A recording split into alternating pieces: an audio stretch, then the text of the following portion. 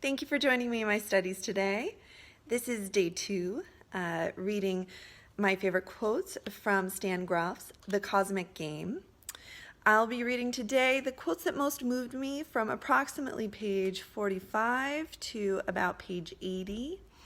And just to give you a highlight, the subjects that we're covering today are non-duality, motivation behind the original creation. Alan Watts, you may have noticed, did come up in the readings yesterday and will again today. Time and descriptions of and insights from holotropic states. Holotropic states are a nucleus of focus for Stan Grof. He, in fact, coined the term holotropic. This is something I defined in yesterday's readings. Just as a reminder, it refers to movement towards wholeness or unity. And so we begin. Page 43. The reports of people who, in their holotropic states of consciousness, have had insights into the motivation of the divine creative principle to generate experiential worlds contain some interesting contradictions. One important category of these insights emphasizes the fantastic resources and inconceivable capacities of absolute consciousness. Another group of revelations suggests that, in the process of creation, absolute consciousness seeks something that it lacks and misses in its original pristine state. From an ordinary perspective, these two categories of insights appear to contradict each other. In holotropic states, this conflict disappears and they can easily coexist. 50.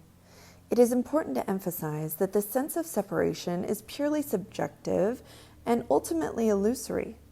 On a deeper level, the undivided and undifferentiated unity continues to underlie all of creation. The terms partitioning and cosmic screen work are not quite appropriate in this context, since they suggest mechanical separation of elements and breaking of the whole into its parts.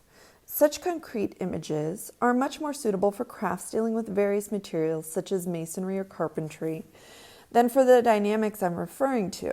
This is why many people borrow the terminology from psychology and compare this process with such mechanisms as forgetting, repression, or dissociation. We're talking here about the phenomena that the writer and philosopher Alan Watts called the taboo against knowing who you are. According to the insights from various holotropic states, the split-off units of consciousness are not necessarily only humans and animals, but also plants and elements of the inorganic world, discarnate entities, and archetypal beings. 7. Since all the boundaries in the universe are ultimately arbitrary, we do not possess a fixed identity. Each of us is the creator as well as the creation. The degree of freedom that we have changes dramatically depending on the aspect of creation and the level of the creative process with which we identify. 73. We usually take the material world with all its wonders and complexities for granted and reject the possibility that there might be other domains of reality.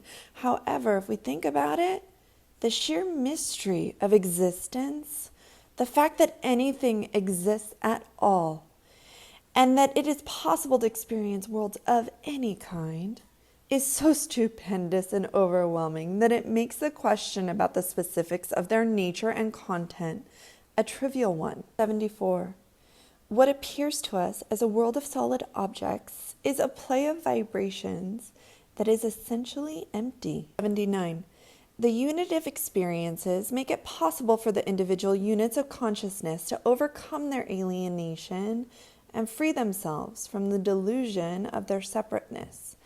I'm skipping down here. Unfortunately, Western psychiatry does not differentiate between mysticism and psychosis and tends to treat mystical experience of any kind as manifestations of mental disease. Thank you for joining me in my studies today. I'll look forward to covering my favorite quotes from the next 40, 50 or so pages tomorrow. And until then, I hope you have a great day.